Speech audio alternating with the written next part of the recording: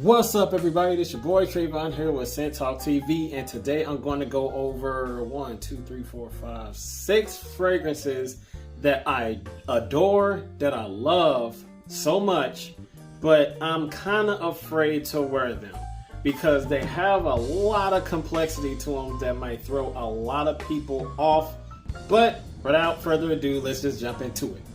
This one, man, oh man.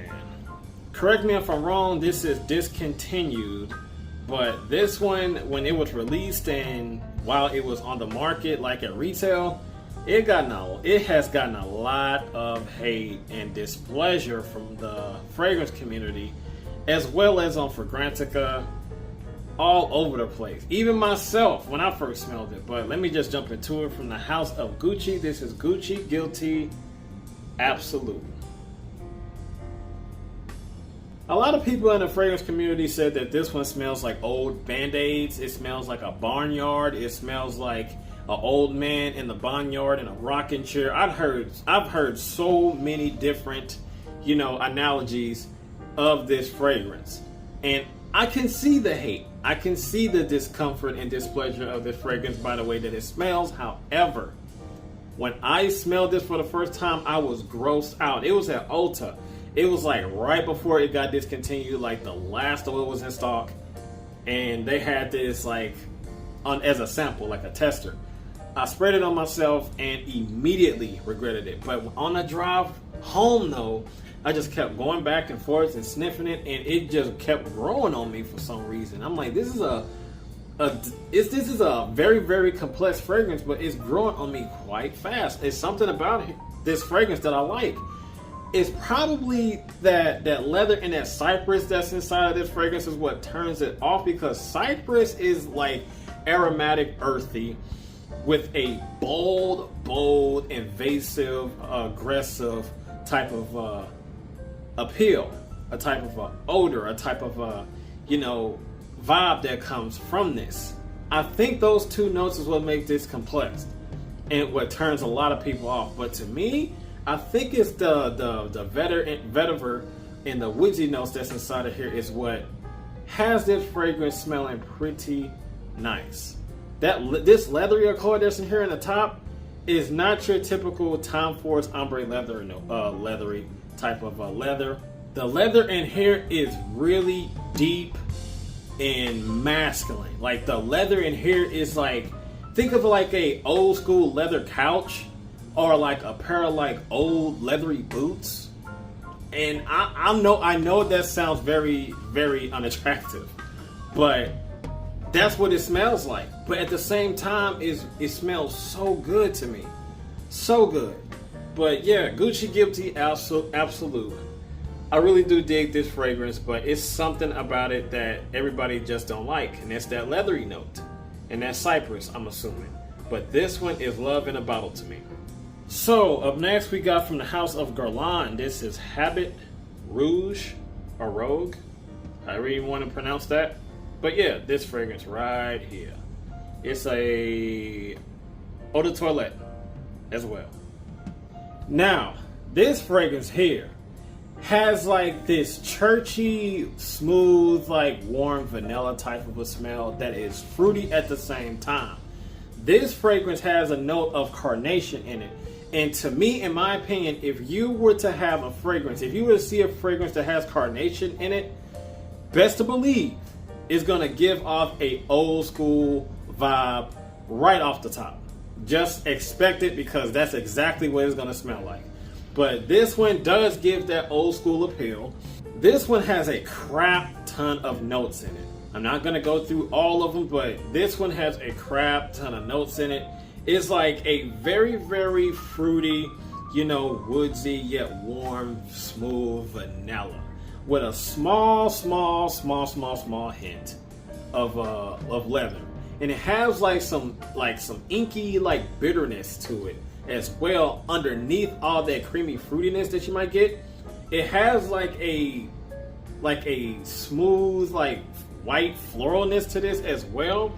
It has like labdanum and leather, which gives like a leathery floral.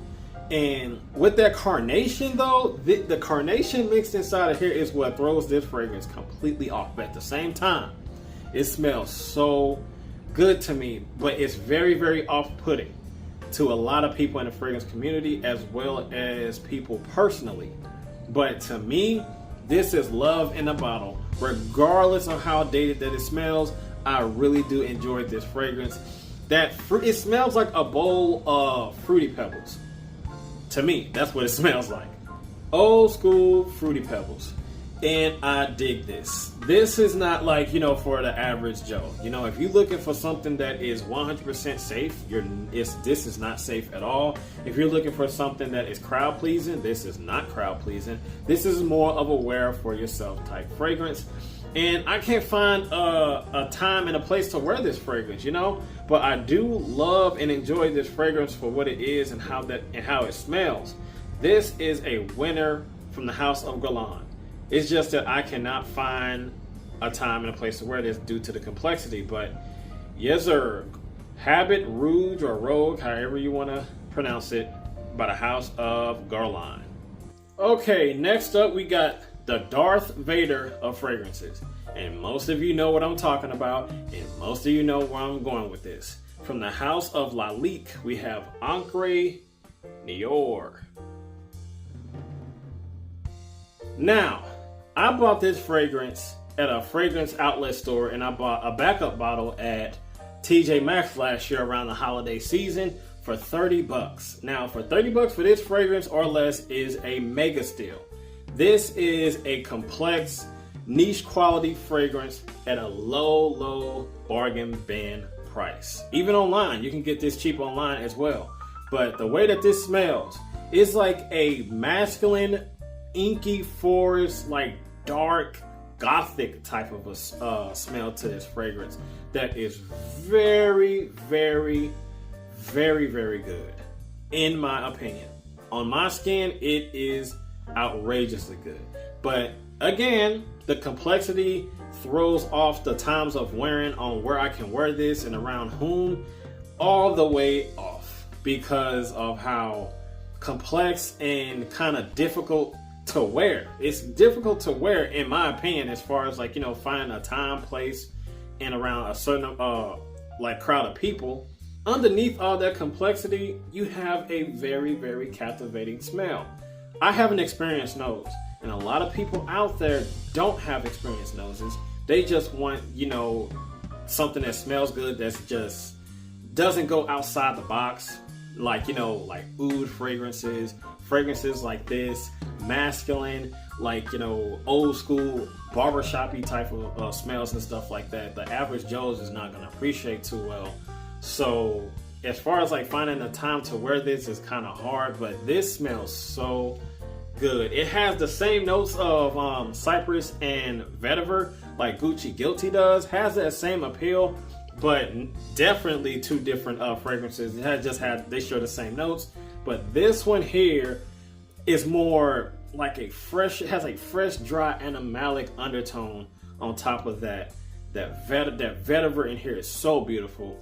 Dark, fresh, and green. It's just so good smelling. And anything that's earthy, anything that's earthy or outside the box with vetiver and stuff like that, those masculine notes is gonna throw the fragrance off left field. It has the potential to. So if you have those type of notes or those type of accords within a fragrance, you kind of expect it to be a little bit complex. Just a little bit at least. When I first smelled this fragrance, I was thrown off for a split second. And then I was like, you know what, give it a chance, let it dry. The dry down in here is beautiful. Now, if you are a person that just want to stay in particular bracket of fragrances, don't want to go outside the box, don't buy this. If you find this at a rack store this holiday season, if they pop back up, don't buy this. Don't waste your time, because I'm telling you, this is completely out of left field as far as the way that it smells, at least in the opening. But I done took whiffs of this so many times to the point where I don't even see the complexity within this anymore, because it just smells so uniquely well put. It's just amazing how great this smells. But I had some people that was like, ew, this doesn't smell right, this stinks or whatever. I was like, to you, but to me, it's tremendously good.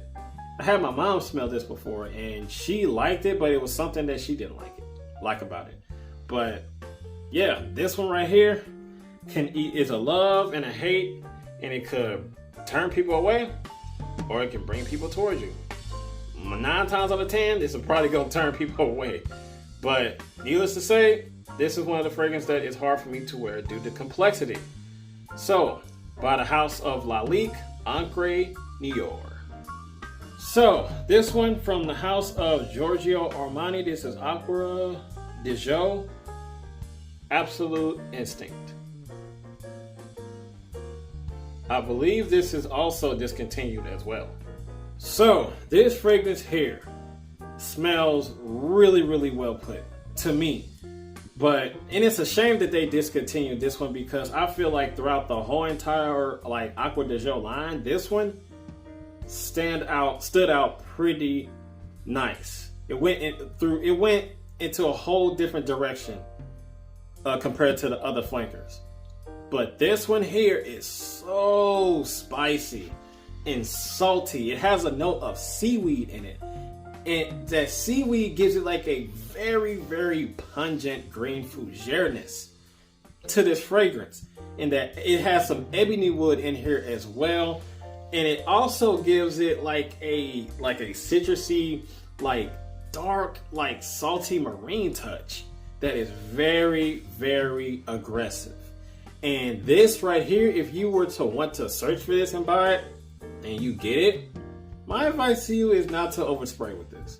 This is a very loud, challenging, and it can be annoying at the same time based on that seaweed, the marine, and ebony wood in this fragrance. To me, on my skin, it's very, very loud. And it triggered my allergies a few times because of, that spiciness, that marine saltiness, very, very salty. But it's appealing because of that bergamot and that the marine notes, as well as that patchouli. That patchouli kind of calms it down a little bit. But at the same time, if you overspray with this, man, you're gonna run yourself as well as everybody out the room. At least in my experience.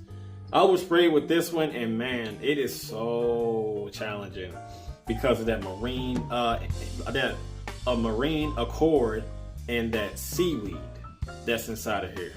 But I do like this fragrance for what it is. I just can't find the time to wear this because, that seaweed and that marine accord, to me, as well as that ebony wood, is very, very strong and very, very salty and spicy to me on my skin.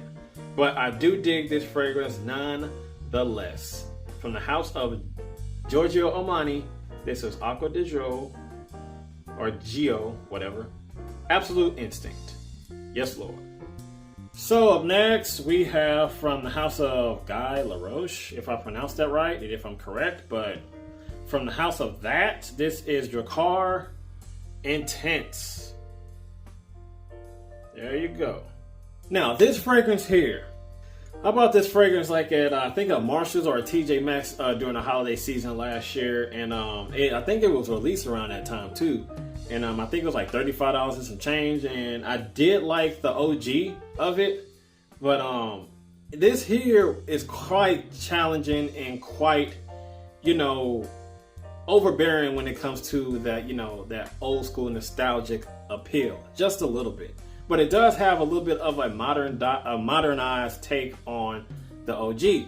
So with this one here, when I first smelled this fragrance, I was like, wow, this smells amazing. But I can tell right up top that I'm probably going to have some complications into wearing this in certain situations, and how people are going to react to it, which I really don't care how people react to it. It's just that how people react to what fragrances that I wear. It's just that it just has that appeal to where it's like, no. But at the same time, like, I'm not into like old school fragrances, but me having like an experienced nose, learn to appreciate the fragrance for what it is. But this one has like this green fougere type of orange, like old school appeal. That's like orangey, smooth, a little bit like an orangey lemon zesty. I don't know where that orange I'm getting from, because it's not a note of orange in this fragrance, but it's very like fougere. It's bitter and old school smelling that I do like quite a bit. But this one, very, very challenging to wear in my opinion, at least on my skin. So, Drakkar Intense. Ladies and gentlemen, do really like this fragrance. Has like this orangey bourbon-like smell to it that's old school and masculine that is kind of challenging on my skin. But I do like this nonetheless. I love this very, very much. And last but not least, this is Calvin Klein's Defy EDP. So this one, compared to all the other ones that I listed in this video, this one is the more wearable one to me, because the notes in here is not too complex. It's just that it has like a musky, leathery note to this. It has like leather and suede. The leather and suede in here is what kind of makes this fragrance a little bit, turn offish. But the opening of this fragrance is quite nice. It's dark, rich, fruity, with a little bit of a fruity spice in this fragrance. But it's just the notes of vetiver, leather, and suede together kind of makes this fragrance a little bit too masculine and a little bit challenging to wear out there for if you're looking for something that's mass appealing for the masses to appreciate. And you're probably not going to get it inside of here. This is more of a wear for yourself type fragrance. But in terms of, the times to wear this and situations to wear this, I have yet to find a situation to wear this. Now, this fragrance, during the holiday season last year, this fragrance was all over the place. I mean, for dirt cheap. It was like a 6.7 ounce bottle of this at like Burlington was like $50, or I think it was like 60 or 75. But I got a backup bottle of this in a 6.7 because I do enjoy this fragrance quite a bit. And that 6.7 I got like at a rack store at Marshall's for like $30, which is a steal to me because I will be wearing this a lot this fall. But in terms of finding a situation to wear this in the fall, I don't know. It has like a lot of masculinity, a little bit more complex with that leather and that suede note that kind of throws this fragrance off just a little bit in terms of it being like mass appealing, captivating to women. And if that's what you're trying to attract, women, I think you can have a better option than this one because it does smell nice. Very, very nice. Due to the fact that it has like a rich blue fruitiness to this on top of like a leathery, deep not old school, but masculine appeal to it at the same time. But that captivity with the opening does wither away quite fast, and it does get more masculine than anything else, at least in my experience on my skin, which I do enjoy anyway. I have yet to try the Parfum version. I'm trying to make a determination on that one though, because I don't want to pay full retail on a fragrance that's going to hit rack stores like this one did very early on after it was released for retail. So I'm probably going to wait until around this holiday season when the rack stores is popping on the with the fragrances and see if the Parfum version pops up there. And if it does, I will be very, very happy. But I would hate to pay full retail for that. But I digress. This one here, way more appealing than the other ones that I listed. Not too complex, but it does have some complex aspects to it due to those notes that I mentioned a few seconds ago. But yeah, this one here, Calvin Klein's Defy. Ladies and gentlemen, if you find this at the rack store for a decent price, you better believe that you're going to enjoy this one. If you like the notes of leather and suede vetiver together, that produces that masculinity that can be quite challenging. So, Calvin Klein's Defy, ladies and gentlemen. So, that's all that I have for Scent Talk TV, ladies and gentlemen. And as always, you know what to do. You gotta like, comment, share, and subscribe, and make sure you hit that notification bell so you don't miss anything. And I will see you guys in the next video. Be safe out there and be blessed and have a good one. I'm out of here. Peace.